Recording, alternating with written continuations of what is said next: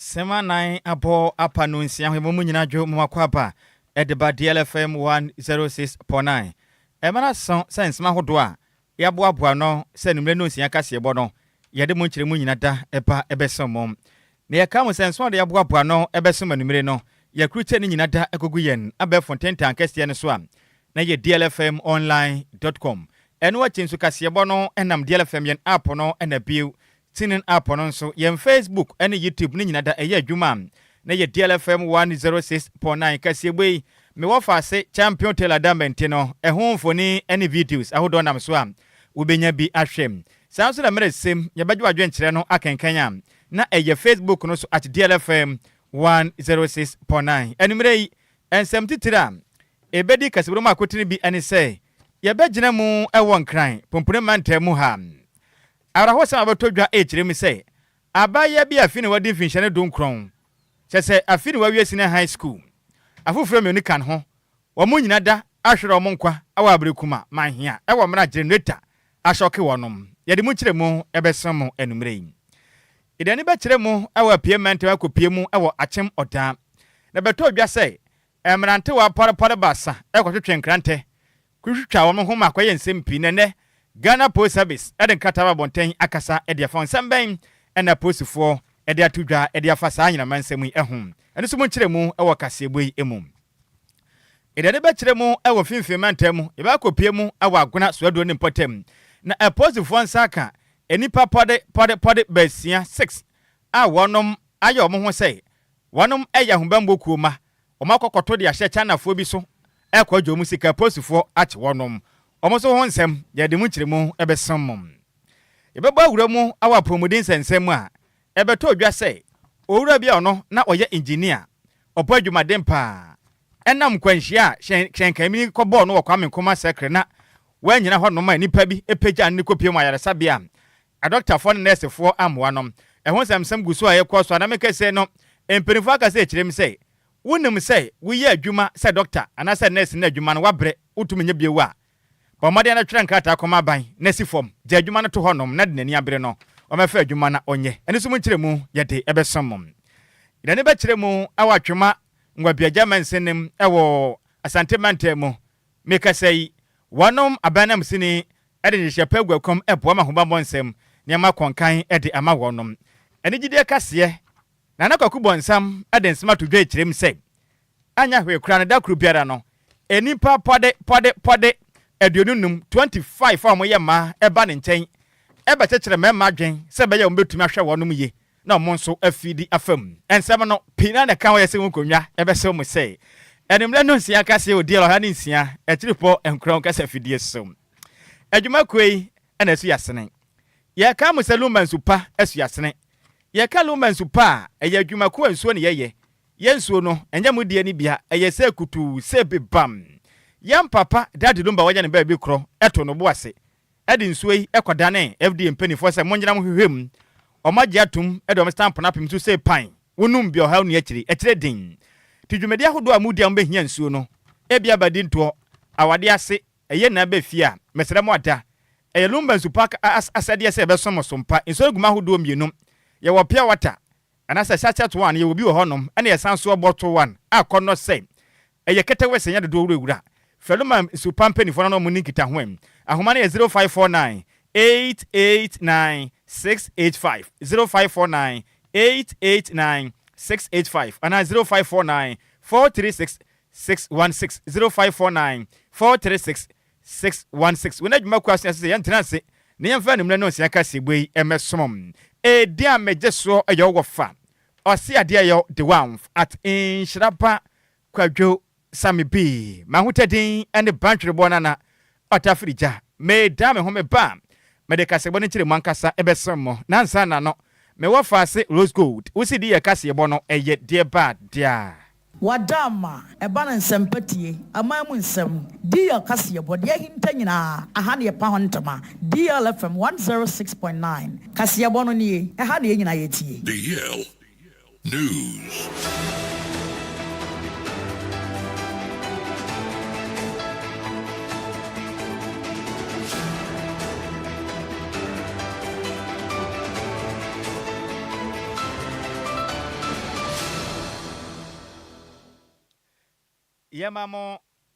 Yamamo akwapa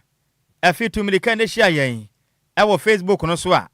na ye DLFM 106.9 afi YouTube na yemfa kasebo no enchiri mankasa ensam ya shaka sebo na se e de afiri enkran pompure mantemu akwakopie mu awa brikuma mahia empotem honom na abrahosha ma abeto de kasebo prono so enumre echiri mam abaya bi afi ne wadi finhia no dunkron wawie sine high school yibi owie ye mponcha ye kura ne din ade Florence na kwale Florence na kwale ono mahia abrikuma na wodomote ewo nkran premantemu afoforo pode basa kana wo munyina da wonom ahwere wonom enkwa na nkra abeto de kasebo prono so echirim sei na adehia pode banan na omunyina da deda anadwom ewo mra na generator esi wonom nchen ewo mra na enyinam kanea kafre kadwo latof bi aba na ja openipa ne den eden eye Jonas ofusi yeboa ono oye carpenter ne dan ne de na mofrei ene no ewodamum ene ja ompese huhuro bede wonom nti okokọ so generator edisi honom na obinim de twa bayira homa bayira mo akase wonom adeda ade akyenya ekire din ede ne ehuni Mr Ofosu yeboa obepia ompie sansana mo wafa se ne den ede Florence na kwale wono so anya mfinhya ne donkura fi ne wawie sine high school yi ono so omuhu na kira kwan enipa banu ka ho a pode banan ede ne yehuni na empanifo akire me say asem wei esiye wando da wukuadai na eje kotonima boso me na toso nsia mfimpi mienu ne aduonu ensem akire so mko hu wono omamu no oma denden de sasabe cement akire so don sakampo a akeki kuram na Benis Fosu ono ne nua bema edu Jonas Fosu a na mekasai wafiri mo ya kapentani wo kirem sa asem ya siri yankopani ne kurani ne nua ompene ho asem na da bia da generator oso baabi odisi yi nso asem ma ho no moda na wonum nim de si ya endrada anadwo enyam kane ya kwa yo Fosu kirem sa hukuro ntomu ntumenda ena okoso generator disi ho no ma fofia ntoata no wadwade abamo a mekasai enipa pode eye bemu beye ennan wo munyina da etimi ahwere wonom enkwan na mekasai ama sama divisional police command wonom ahye asem wei wonom yam hwehwemu de beto benkum nifa no yade mu kire munyina da de beso na kofifa emfoni ne gugugu so na Ghana fo mehwe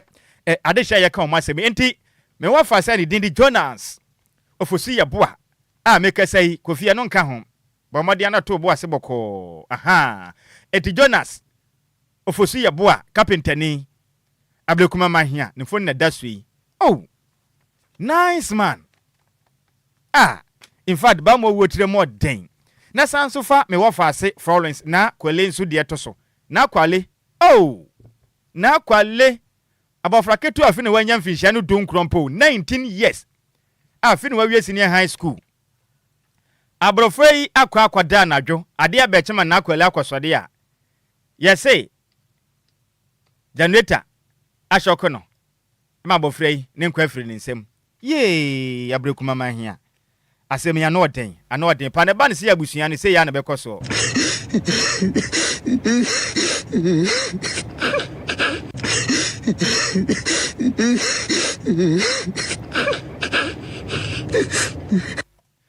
asem ya sei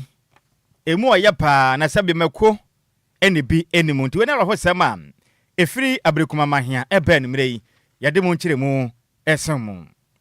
yanto akasebo no so na yemfe yani mfankyire mu ewe pie mantem na beto dwa sei video bi etwagu abe fontentan so ene memu abasa apie mantem achema oda omo ho ode ne pa ne santi omaye mebunin wonam koso ba ho ode ne hwe mu bi akotwe nkrante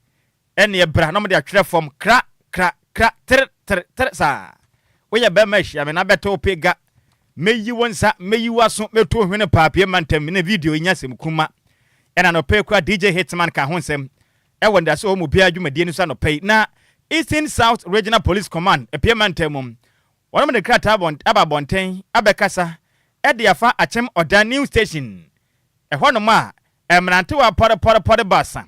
akwatwe nkrante ekodi mensem ehum na posifo kirem sei asem wei esi endoada ukuada na eyem kotonima bosoma ebe na taso nsia mfimpi mienu ene aduonu ensia na mu chebe sei amekasei emofra no emu banu bebe mo da sese no ano ade ne kyese ba ko na so nkranta aka ebi so nsa kyese ya ye no aka de na ate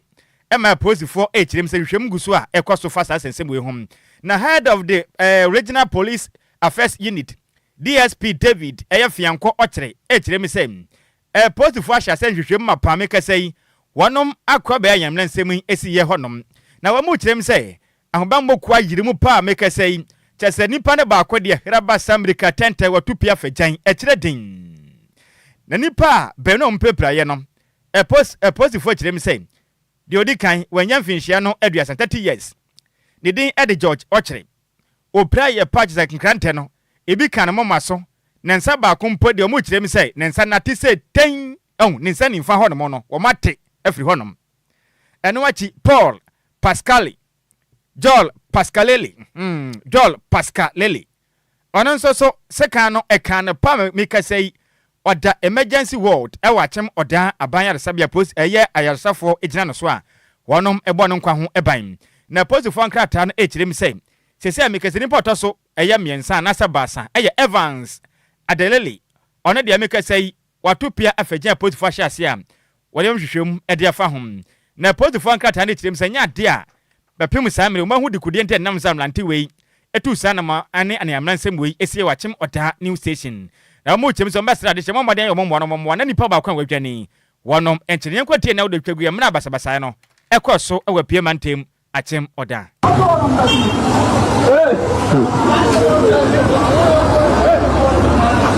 asia wo mu bibam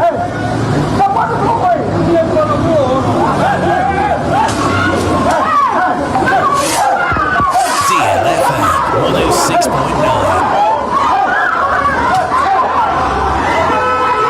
DLFM.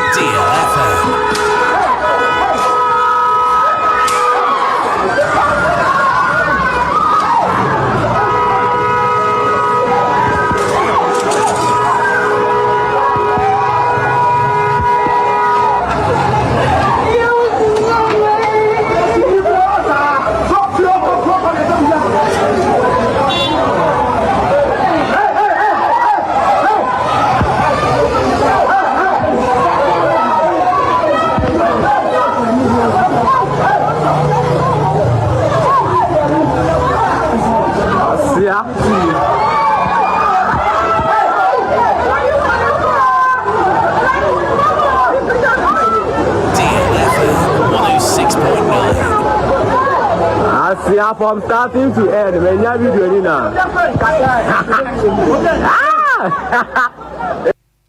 Enti de obetiane se awurade hunumobo na chesamrante wei ba ko abuto hwese kwisie mirikatente entokona no waye dene chese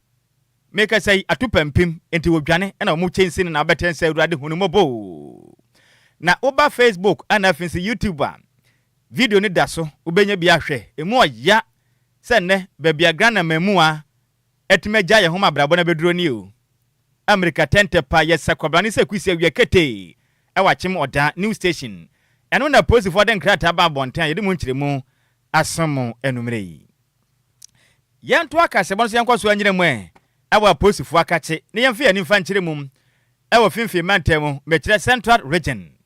na meke se nipa pode basia 6 men ana post for nsaka wonom awa aguna suadro district police command a post for kirem se sanipa we ayo mo ho sei ahomba mokuo ma aja se wono makwakoto ede ahye China fo so e ofimfi mantemu e wo company bi ma se omudi omo empamro kram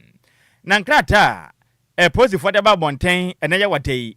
kotonuma bosme de tosun nson e wo mfempem mienu ne aduonu ensiemu wonum e kirem se endrada na eyewukuada na eyekotowunuma bosme de tosun nsia e wo mfempem mienu ne aduonu ensiemu am emra na bo chesende enumre dumienu pepepe 12 pm ana omunya nkra sei womma mmode ama mo honya ha na woma hunu sei Toyota Land Cruiser bi registration number no ye GW 8887-V na chese nimpa bi agitima wo mo hyehye ntade a chese mo ye sojafo ebenzo chehye immigration uniforms ahodo mo tete anim ba ko de na tade a wo hye no normal one a chese mo tete anim a omani di akyerɛ SI Jan Manufacturing Company Limited eno wagona eye agona akwakwa agona akwakwa eno no ben mankron enkwanta egwom fifi mantem na posifo nkatia na kyerɛ mi sɛ enipa pode basa a kyerɛ sɛ ɔmo no ɔmo akwahyɛ Ghana Immigration Service entade camouflage bi fake one na hyehyɛ wɔnom ba konso de asogefo atade na hye ne kama uhuna wo de soja ni pam na ba konso de on de plain cloth atade a wo hye no ye de ye bia na hye ne sam na posifo kyerɛ mu a enkofo kwoto hye eye adwumayefo mo ye adwuma mo ye chanafo a mo company mo ye adwuma e ka kyerɛ mo so mo free National Security Operative na aba ne ba mo ba no ma na hogoro so kra na nka ne kyerɛ mi sɛ posifo no do ho no mo hu sɛ no kre ampanua ne ampa wɔn mo kwa ma pack mo ka sisi adwuma mo honom ana mo cheche chanafo yi bi na mo kyerɛ mi sɛ chanafo de odi kanidin ade tie din ye panedin na ya na mu odesa no manam China ni odi kanidin no ade man gwan ede odi kan da tasim ye Chen Min da tasim ye nu anasa basa eye man kai zen ana emlanto a pole banen ede han eye handcuff egu o mo nsa kyerɛ mo sɛ match wonom ana wondom sɛ ka mo pa mo sum wɔ hɔ ana anu adenen na nipa make sɛ pode banen a wonom ayɛ mo sɛ ahobambo kuo ma mo kodi nsɛm hunen ba ko din nie Ajeman Benjamin wadin finhia no eldia Sammy no 32 years Mahama Idrisu Dauda Seidu ni din ne wapam Dr. Sumi no Mahama Idrisu Dauda Seidu wanyam finhia no duanan enwotwe 48 years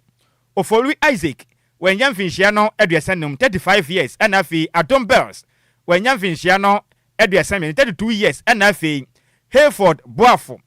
ene Boafo ampa ono so wadin finhia no pode aduanansom 47 years na so nya bofra o and afi ato mewafa ato eye mahiri ono so wadin finhia no aduanan enwotwe 48 years make say posifo a kyerɛ ma hwehwɛ mapa egu so ekosom na posifo a wonom ewo agwan so aduro mensenem ekyerem sɛ on ma kopie mu atanakase ne mprifo mmada toto ma no entiam besre uzu sɛ obi hye atade bi a wonte ase gba posifo wonom nkyene fi sɛ o ma na mra ene yede ye adwuma nti wodi nkrata efi agwan so aduro this police command eba yede mo nkyeremu esam enumrei enti edipa oba Facebook no so a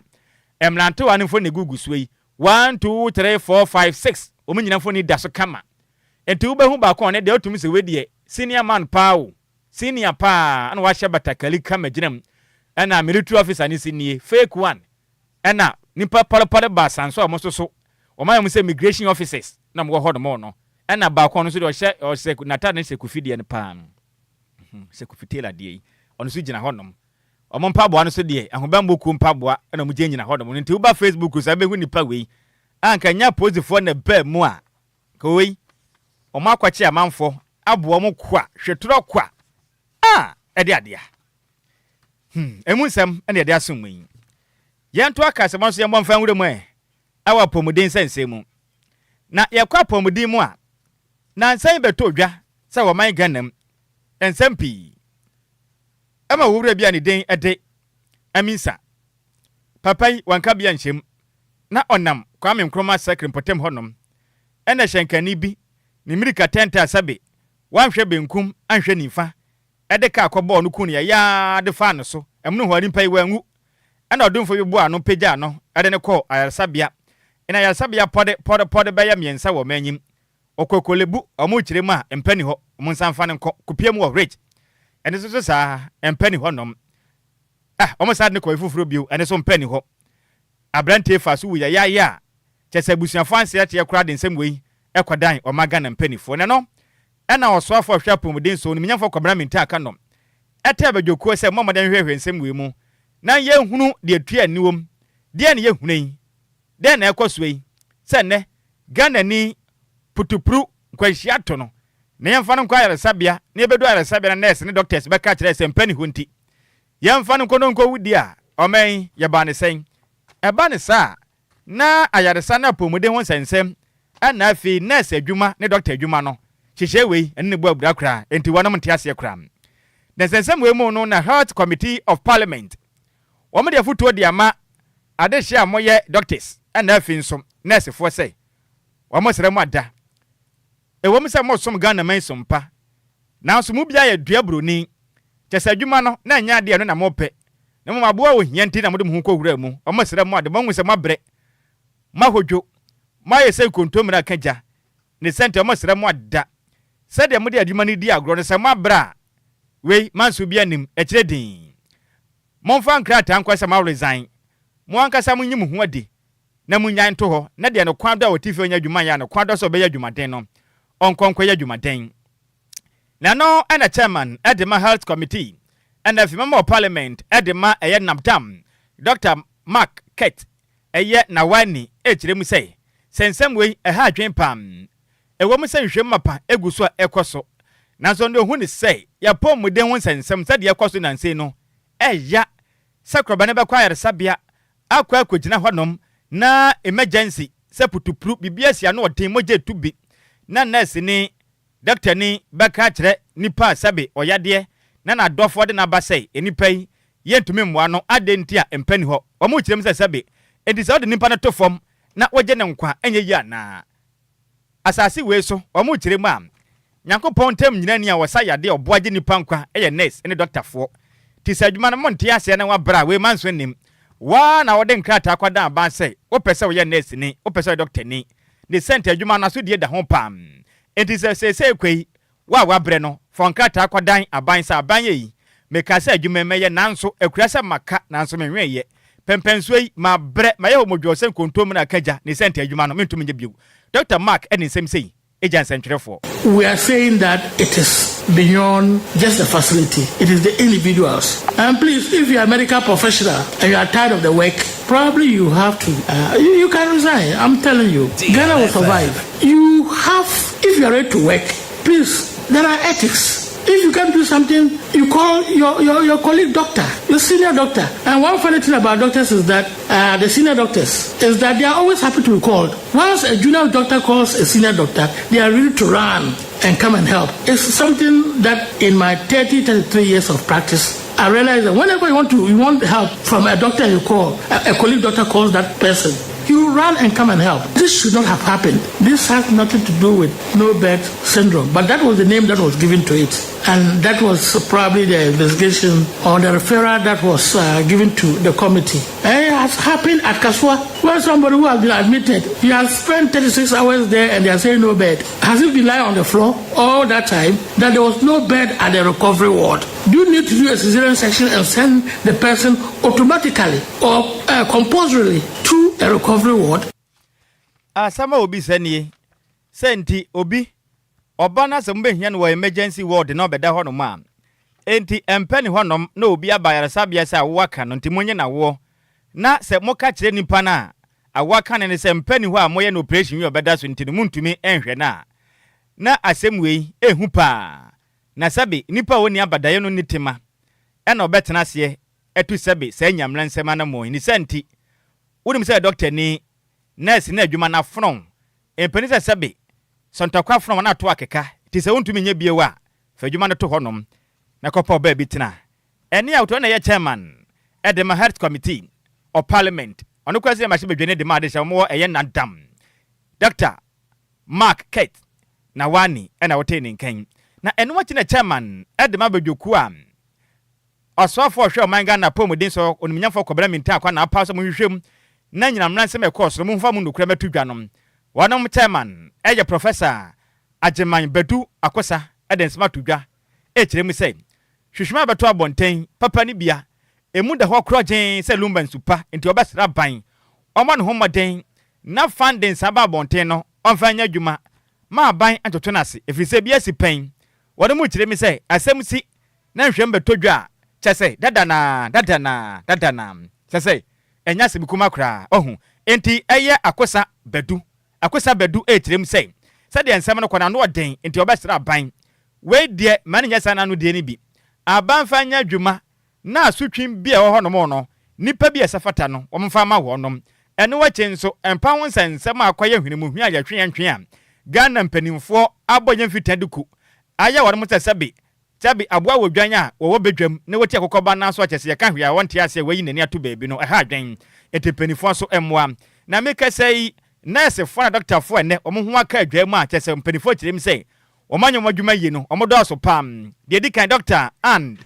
Mary eye kutowo ne ho aka adwam na so ayehye po ye adwuma wo police hospital Dr. Nina Nawomi Ehiram eye adotivi ono so se adwuma wo Rich Hospital Dr. Ida Grant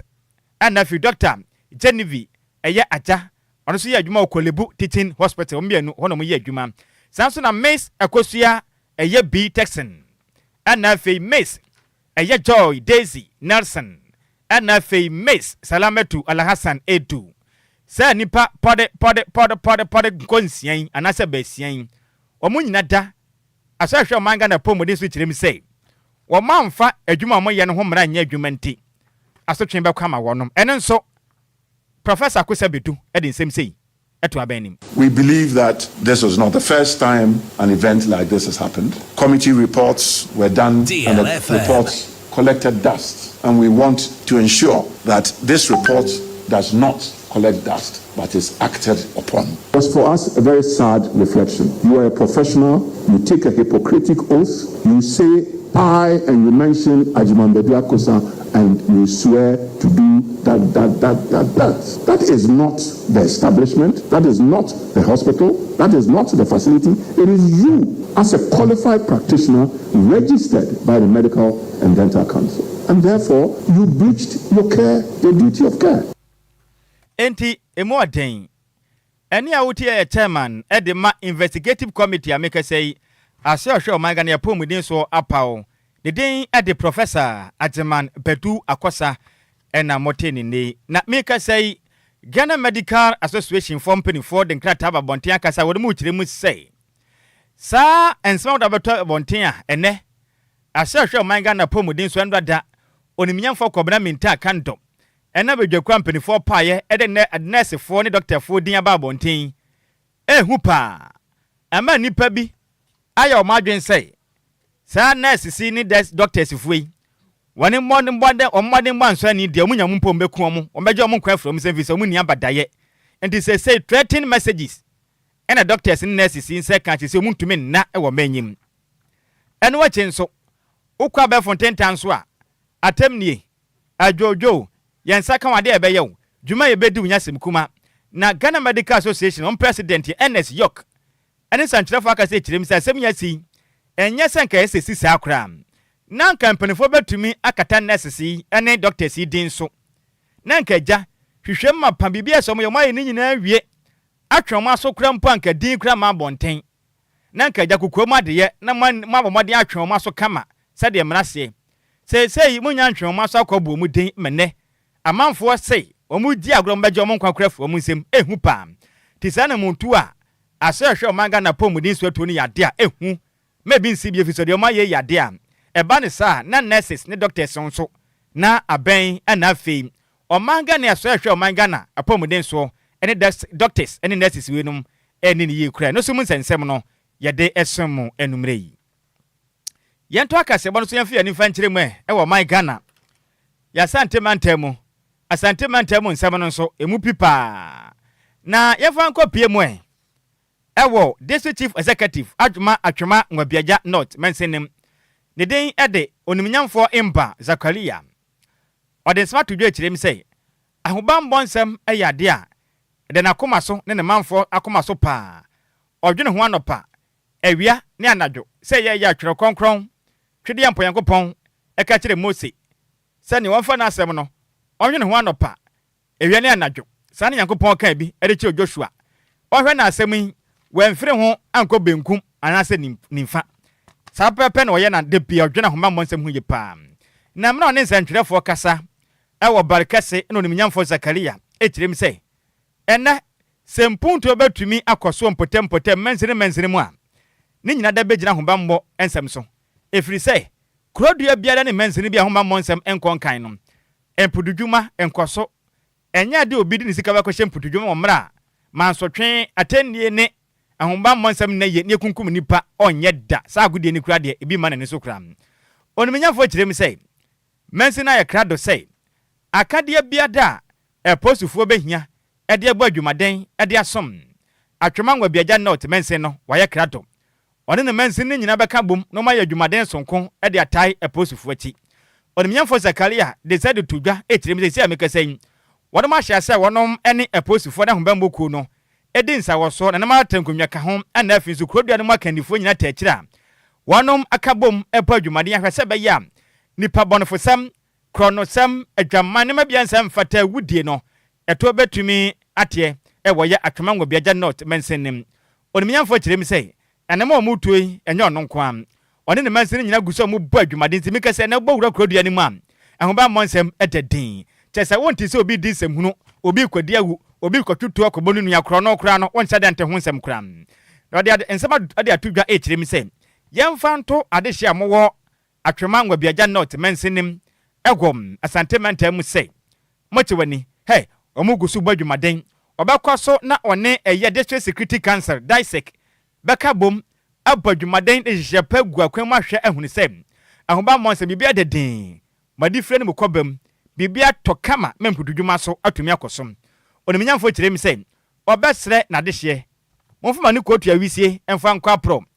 munso obi ne nam montene so edi nsem huna ene ahoba monse mbabra munyina tutire no ma posufo amram na ahoba monse munyire emfa ma dehye a mo watwema ngwabiaja not mensenem ewa santimentem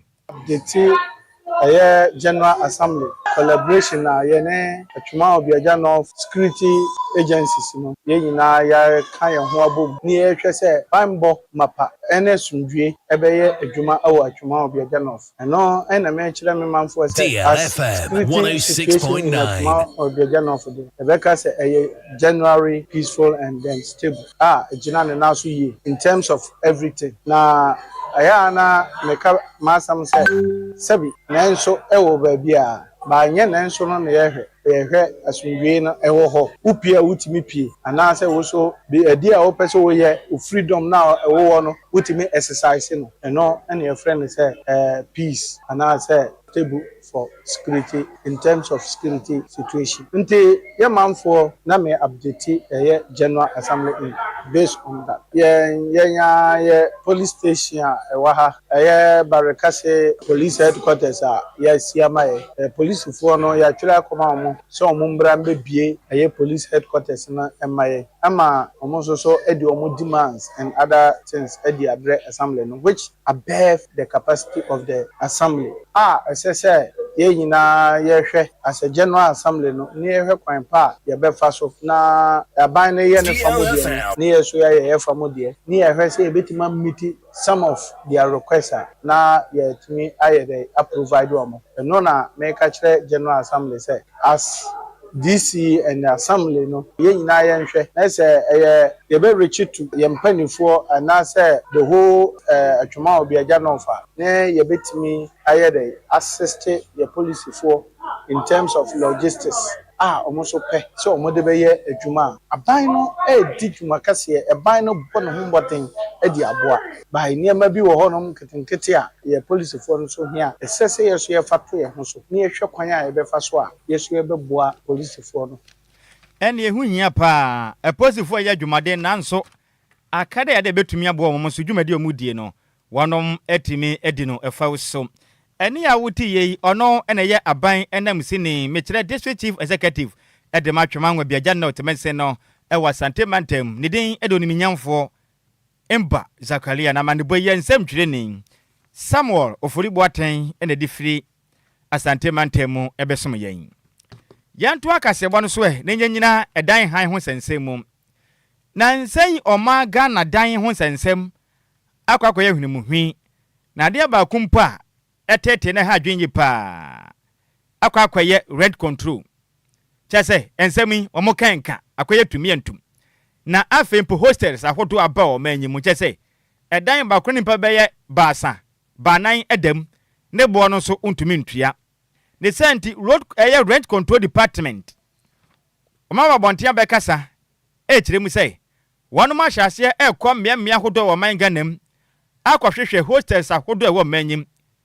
ana afia dan ahodo a mode han amanfo na chese sika mogie no ehu pam kwasi boni baka ne sei astronomical charges ejamu abo anu atene dodo ne senti ese bo no mobeje amoje ne kwan so na ni oman Ghana mara ne hyehyeye ekopepepe na de enti ene rent control mpanifo ahya ase kokọ kosua pon ahodo meche university ahodom ekwa hostels said the board tie ne nyina ne say wonom nsa ekankrata every National Union of Ghana student news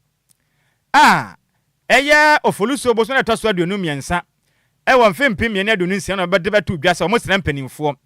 won besre rent control act at 1963 at 20 act 220 no wa mo kire mi say o hwe said ye homra ne te na sabi udi hostel de han ewo university ho no ma ese bo no edan han ne bo no ewo mena beta ho untumi mfa dan no han said ye wa wo pe eda twetwe pon a te say me wo fa asem akese na yere kure nkum na mo de mani pa ba de se ba nan dem ebo no so abuburija mu ntumi ntua ede adea enti eno da wukuada ena mpanifo hya se to amhugu montene so am rent control commissioner Mr. Frederick Opoku edi animu eba modern akonsrahwe ewa nkrabo parliamentem kopiem University of Professional Studies Accra UPSC and so Wisconsin International University College yem feature hayam Mr. Opoku kirem so mokọ ye no nyamianim nukure ni in fact o mani anye ye ade akoso ni University nkwalai chese sika omutua no eja dwonko chese boy se bum sa o mo nwene mo fra yi ho ebo na no odene dotom na mokopiem o Supreme Hostel awo ponguro eno ne wo legon ni potem ho no mokọ yampa nu ne yampa na facility officers yi wonu mu ya adwuma na nso license to me krata munya bi enfree Ghana Tourism Authority mpanifo nchen eno wa chin so mo hwe dan a wo mo de ha nipa ne boden den na chese dan ketenkete twetwapon bi fia so wo banum asa wo fam sringrete hyemi ketekete bi ene so kura no chese wo hwe se de hote na hu chese enhye dan konkan na mo gi sika akase sa ana mo firi honom esan kopiem wo brempon anafi eye vacants hostel eno no eben UPSC ewa krabo parliamentem hanom omo kwaya management no omo to pia fagan omo ne red control mpanifo antwetwe nkomo omo anya ntom kura omo mfi omo kura kobo yem fitedekum na no ena red control mpanifo hwehwe ma hu ni say ntidi akoso ni ehwo no mo nso chese eka aba no edan ba ko ba kwana disuafo be ye banu ne wom na hwe dan se de ne kase te na da fia de so ogobanu ma na chese omo je 10,000 Ghana cedis per academic year bia wo sikan chese ne bo na no dene na Mr. Opoku kirem say asem we de wa ma mehura ho asem we wa ma mehura ho wo ye ndeni mehura ho pam o kirem say asem ya sei emu aye na makone nim ere na ekosoi ho sare mfian sa asre waba enan na mo de je bo 10,000 mo fra mienu na o matua na just academic year pe na magiska we ede ade o kirem asese yakwa nim na ade we ohwe mebi nsi obesra da Ghana Tourism Authority ni mpenifo da mo ka biegum monfo mani mfa ni akire aban mrem na universities nkwala na bretoto agofo bre obi wo Kumasi abankan e University of Ghana okwakoda hotel a wontumi ntua fees ne ka entiama na nkwada yi edu baabi na agofo anya bi pe je okogba dwaman na wanya sika de akotua emu aya wo kire ma yakwa animan ontena se emma hostels mpanimfo ene Ghana de hye bi amasisi adan emfa mo pe enye bo a mo pe ma Ghana de hye enia mia ma mo ho nkire mo saa sanso na wanhwe se Ghana de hye han dan so mutisi dan wura nom mama mra na ya adwuma de mayi emu aya podin sem sei eteso nkyerefo anim. The law doesn't protect landlord and lease tenants, neither does it protect tenant and new landlords. The law is to be fair to all. We know that landlords have invested, tenants are taking. We want to look at to make sure that everybody is fairly treated. All what we are saying is that we will make sure that the tenant has peace and landlord also has peace. Hostel, 3 room, they are taking 10,000 Ghana cedis. Now, we don't understand the methods that they use in pricing. Landlord must also not take advantage of the shortage of the system to steal and exploit people like what the hostel people are doing. And that is outrageous. Especially, I'm scandalized to see what I'm seeing here with that cubicles called hostels and duping, exploiting and stealing. That is criminal. And I repeat, hostel people are perpetrating criminality. I want to remind Tourism Authority responsible of of registering and legalizing these hostels, that enough of this is enough. Tourism authorities should wake up that if you come twice in a month, in a year, what is going on is appalling, and that we cannot understand it. When Control Department does not register hostels, we do not regulate them, and we have no conflict with tourism authority, but we are invoking our jurisdiction, our powers under the ability to assess rents, and that no hostels in this country has any right whatsoever to increase rents. That if you're a hostel and you are planning to increase your rents, it is stopped. If you go out, you will not hesitate to take any legal means to close down your hostel. DLFM 106.9. Entene ho asema no. Opani a wote ne nkan. Obo adwumaden oya rent commissioner e wo manyim. Ne din ade Mr. Frederick Opoku. O kirema sese yi de. Wo mo ntena se enye hwe han. Emma nipa bi a mo asisi hostels. Emfa mo panji buo bi a mo pajamrabo. Ebi nsi bio. Enti munyai de mo ye ne sebe. Eye kro no na mo ba mofra no. Ede ade a. Emu nkyiremu ede ye de asom enumre. Na yenko Facebook ro sen kan adwonkyene kakra na yemmwura mo ni gidie kasiem na nsem na tamu pa. Etamu ankasa. Na Ghana fa mo fa adwonkyene ne mra. Na wo fa mentena se. Na mekenka na kama yewia ne yakwa ne gidie kasiem nsem na bo apese se dia adwumadi no. Enye nsem kuma akora hyehye ye ho pam. Na uba Facebook no so a me wo fa se eye kwai ayisi dia ba na so ma yadwo me da se me wo fa se kwai ayisi nyame nhira wo. Na wo kire me se wo hwe life edi free man wase akuapem nana ayisi kwai ni nana piao nana wonkwa so na Opoku active yi ma na dia ba na so da yase na adwumade an ye bo DJ active ati sen aya ma ye nhye wo kire na ye ni nkoma akra na nana adwa wisi e dia ba na so dia na ekoso wo Ghana yi emu oya o dia ba se enimre yi ne din ade nana adwa wisi na dodo afere sister adwa Vic na wo assistant secretary at the precious funds of dear or here life edi free ashaman new land matemi wo fa say na Felix Lawson Felix Lawson the abana was God asem we the lot of we pa adwuma man nipa be ba na nya wudi ano odene na oyibo bo aten the aba na wo say antwuma na lebe he na odi aba na wo kire ma say say de akra na ade anti wo kire ma say say de obesra da a doctor fo ne nurse fo na o ma kwa yenhwe han ma nipa awu no aban emamra ne wo muni se de se pa mo hu obi amabo onpa ne hwe o mo pam encha kase nkoma chema na ode ne kwaku apia koka wana bo amwa awuku Michael Ashanti Regional MPP Secretary Hofo and officially Tiwa MP atwema wo biaja South o cha wo nyina na me wo fa se Richard Ahwede aba o so ma yadwo Kwadwo Nhyiraba Sammy bi o se ade o the one o tafrija ban twireba no kire ma kase ne mu ode enam DJ Ghana man free so both station DLFM next e mo de sound manam o de asna dwumade a ye bosom Ghana o kire ma sese no kaseboni o napo bam e de ade kasen e na o de aka ho e de abam Richard Ahwekura de aba na o se ne Ghana fo mebu ne de in fact ade mo de so pathetic e de ani Nyankopon ohu ye mobo DJ Ghana man ni asemo na o de aka ho e de abam na me fa se Obed Asamoah e de aba na wo kire mi say taxi driver eni free time Newtown no so manya dwo fa Sammy B o tieme ene ne passengers o taxi ni mo in fact kase boni mo desa no manam pa so tasty na wo kire mi say ne ncha kase yankoma ne senior brothers Dennis Abrakwa aka Kamoku na afi nana oberema oduro asare ono afi eye apesamaka hene ewo akuapem okurase na afi piano of Tema Newtown o chia mo nyina sa Nyankopon enka mo nyina mo ho pam yanto akase bo se enko piem ewo nigidie ensensemu nansa na no kasebo no eye official. It's official. DLFM 106.9. Eni jede akase no emu pipa yiwasumi ye na tie ne ye pa na nsem no mu dom ensem abeto dwekire mu am prominent Ghanaian traditional priest wagidi ye pa konfu pani wo manyim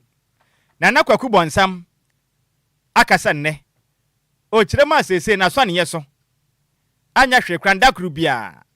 ema pode edunum 25 eba ne nchen ede bedan say Ghana mranto ane mema no mutiri mu ya den bruta omo hwemma chese de munimani ya yaso donku ene me yentu nantem srade na mpapra kire wi a omhwe mai entima na dwa omokwa ne nchempe omozane kwaku bonsem eboa yen fi se mema ne boye todwe sa nwaba omuti nantem srade di yenya so mfaso bia nde kire wono ma yen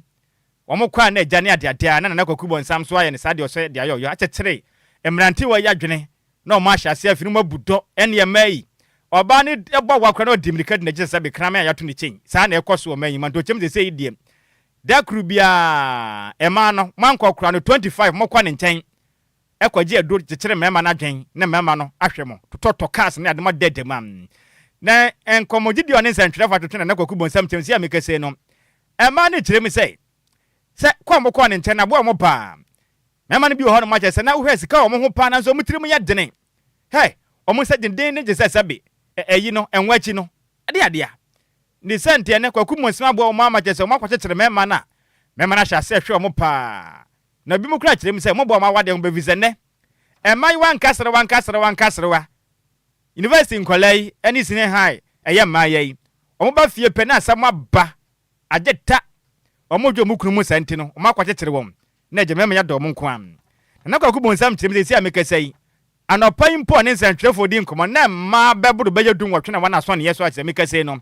wona muju aduro akwakekere mema adwene na mema na dom na kwaku bonsam di nsem sei eja nsantwefo wonse authentic madi min chantro isi ame no kase kwene no anopa ma no ka no mi sike o check on ye 18 ame no kase onse e ma no doso se ma no bi hu e ma pa o mo enye ma fu bia se we to ni mu na meme kokko mo tete o ma nti no me fi se so bi ba na me boa na enye bone wanga so bi wose esebe on so mpe kakra no mpe baby men fan twinto se sister ba kokra te wose okra wonya wa ba chichiro e ya dia mema ni yetu o mo fo ni yetu ma no so fo so onse me mo nkran sape ma ni power wa oye bema ye wasede oba so ye wasede ogofo obi ba nyese obetete na irisi nyese odo ba ha me de me chechire no oye oba na koji obi na bema do ba ha me chechiro se de be ya se be bia ta bedo no na bibia biwi ne peso eni agita o na kwaku bonsam ene wo kire ma sese ni mu amohwe ma na ma na de mo kwo enti na zebe hu na kwabla ne te wodin o se odo menya de ma ka be na wo pe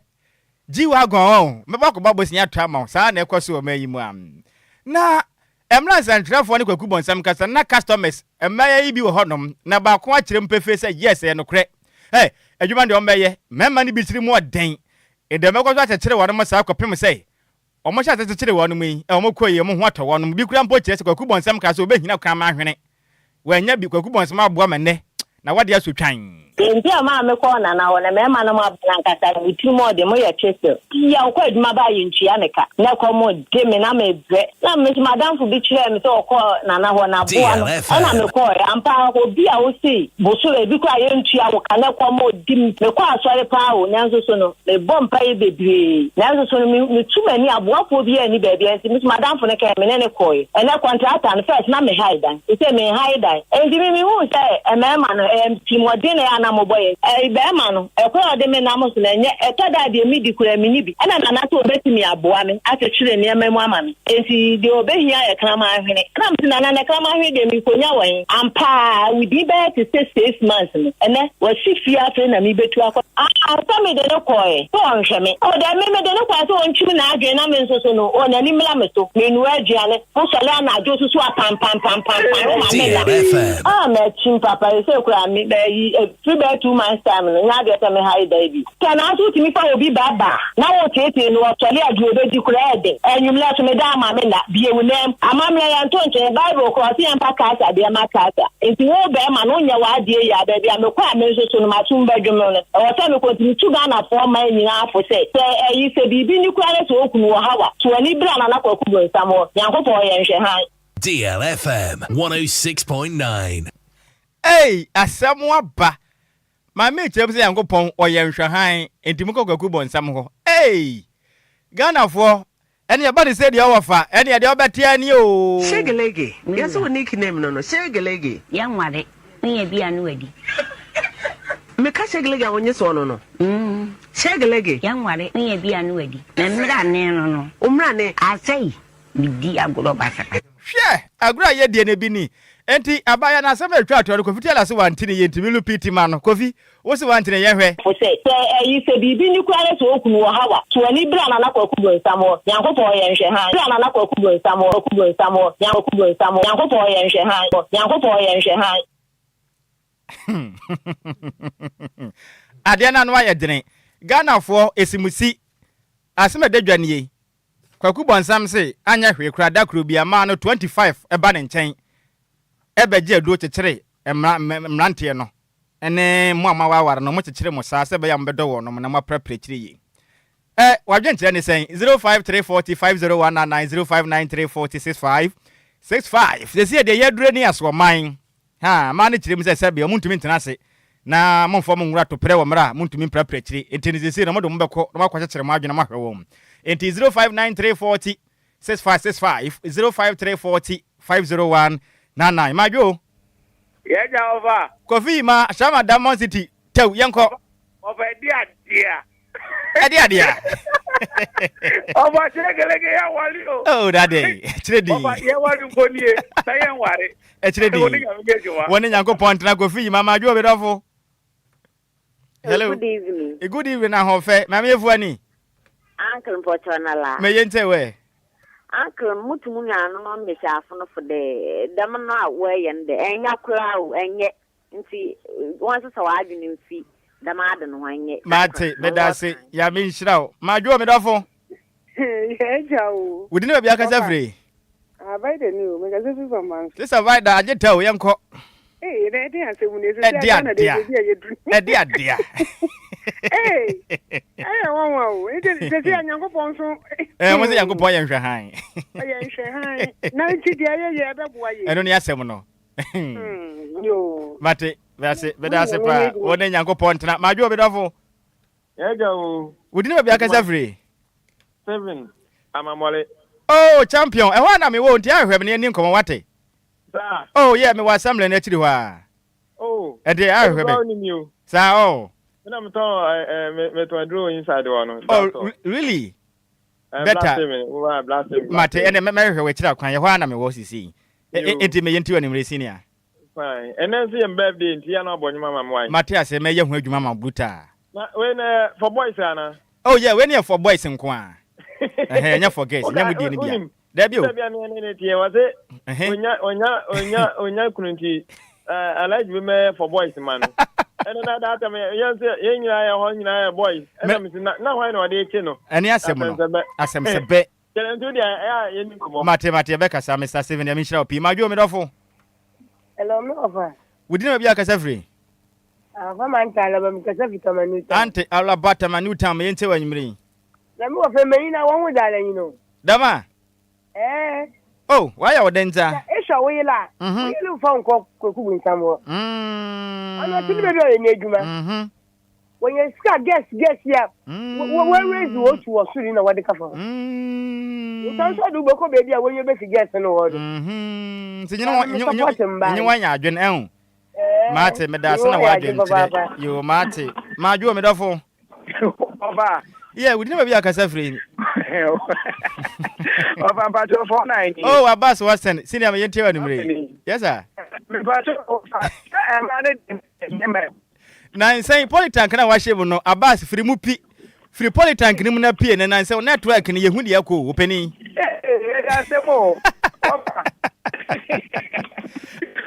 Abbas, Kafra, network and what baby I wish any P and M. Cramajo. Oh, Dixon Bada could droba. A chem educro champion into anyway. Maybe a better be a better not when near G. And my one you start fire them and I win them. Aha. You know, you don't better. After so the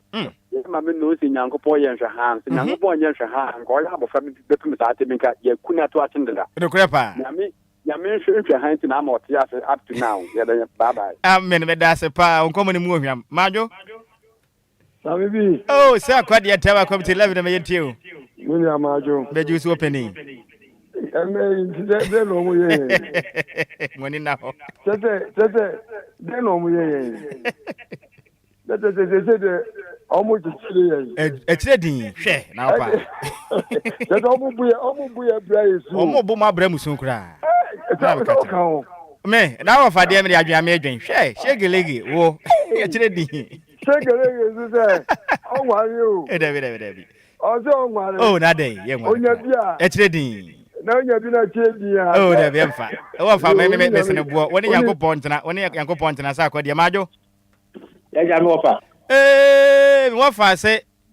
I dark way yard, Dom Dobro, me and you. Ah, no, if I was in it at my power, ya boy, my Ghana. Now, I some way, dear. A man, I have been so man almost honor. It is to be or more, yes, or more for boys. Yes, yeah, back for woman. Aye, and Dom fancy, this year and see the big trap. Aye. Me so me da se pa wo fa adakwa ka kire mo fa ne san no mana ye kra do mo sa be kan che me very fan akola ne udi ne bia ka safri ye yankopon do metias na nabo mo me yenti o ka safri hen na nabo mo me yenti anumre nya bo sema Kristo ne je han ni ku me ma ho me rewo abo someone said ye ko someone said ye kwa omo ni na ho o ku chira onyami kanu me so me da se pa nyami chira opina na bo mo ne ye gina we se dia frefo dwumadie no na ye de esina kase bo no me ka se ye prepare chire kwa budu ko mu se on na chire din yes so a the international DJF ba nwoma na ye back to back 24/7 enya semkuma obeprepare chi mo afili FM pa mo afili treben pa ni mrei na gentile no kobiasa mo de ba na so for my adwe the news is loud and clear here na ni age pa na hostel fees ne yankopon mu nukreni ehu very outrageous ehu pa na zade yakoso no sempanifu anso de ya campus wo no mo no wa hwe obi antumi tena ho biom o se kase ebo ne de in fact hey kase hit eja tuato papa na ono so de ne de ede aba enumre na ansa ye bekọ na woda ba kwemienu bi aba se ebo ne tew na eja ye prepare chiri kram na Kofi Boamie nene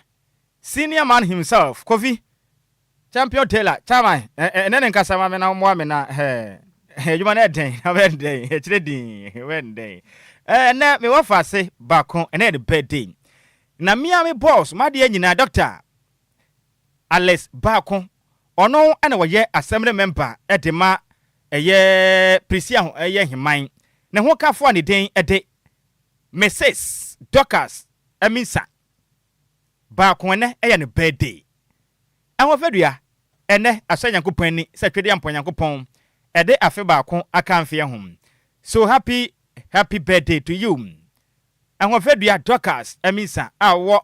himan pristia ewato emantemum wey everyone kasa ho kafo ya assembly man edema prisia himan todo abona mane se nana aboroso didi a shada kam eje honabo Alex bako o kiremo opa wasem ye pa yakopon ma kwatenten omma adepabi wasase wesuo no wonsanka bi yedie ene enkwatenten ahobambo wom na twede ampo yakopon onfandom wo happy birthday ahofedua Doctors Amisa our himan prisia wey every husband Doctor raised to the power 7 Alex yaw bako to abon my na boro so no se yemfa woda sunku we yemfa ema na Kofi senior man bako in fact fanatos man Mr. Benjamin Ochre senior man in fact obadwumadin ye pa ye kani pa sabi omo we adoye ebo ade se omo ho akere wono ma enya semkuma ewo manso mosia so eno no wa mansia west mensin ma sentiment sina obadwumadin na okire ma a man yakopon ya toma on the 10th May mudi eye mu nyina moda pon na no o wishi mu nyina happy Mother's Day ya minshiramo onya mo kase na Ghana matitru ya nyamanka ye beye denni ya minshiramo pa wishi mu nyina happy Mother's Day na sem nyane so bekwaso aboa ni bie obekwaso aso akabidi amanyanka ne akunafo enti afi wono so be ya do ye kama na ode aboa moboro wafo mom ni bie enti yankopon onhyira Mr. Benjamin Ochre aka he's my boss na minshira ni pi na awoda no nso sade waka na ma no beye mo fine owo manso mosia so eno no wa manse west mensenim e wa sante mantem ene wa kirem enne o wishi mu nyina happy Mother's Day champion ne kwakra na ya so no me wafa se continue kofi obo e de aba numre yi say officer baako and birthday yanka ho asem on ne benya pem eti happy birthday goes to you immigration control officer ICO ya mami Jennifer Afram we are adwuma osuhum immigration office today happens to be your birthday mama ya menshira opi na woda na ode aka ho no onye ne kese enkwatenten onyini kire mu ode enkwafia ho ba mo ahyemu ma ena me wofa ase continue kofi obo a ono ye agwa Eastern Regional Correspondence yan kan kire so pe wasem papa panti ya menshira wo na oma nkwa na ngwade adwuma wo ye no ma wuti mu de na mu mfa so no so wonya bi happy birthday once again to you immigration control officer Jennifer Afram we are adwuma osuhum immigration officer ya menshira woda no onye no sonko kram kofi kase ye bo no ya de si ya bunu komu se pon ya ne yakro no emusemufuo ne ya Maze Mabel Antwi ebo adwumade to no bo ase esa kase bodu mo fi kom adwo ye pa kiredin kra ede mayen sanso na champion Taylor Bema Oboada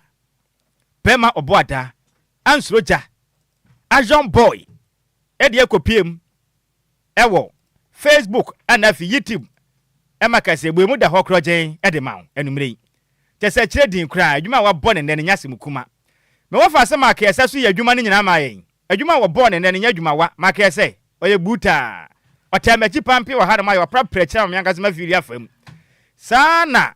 owie ye me wo fa se DJ Zigibi echinchim kase fere fruma edesum ye numre no kinkan ye numre me kwa ne konten kro ede kase beba som wo no edi amejeso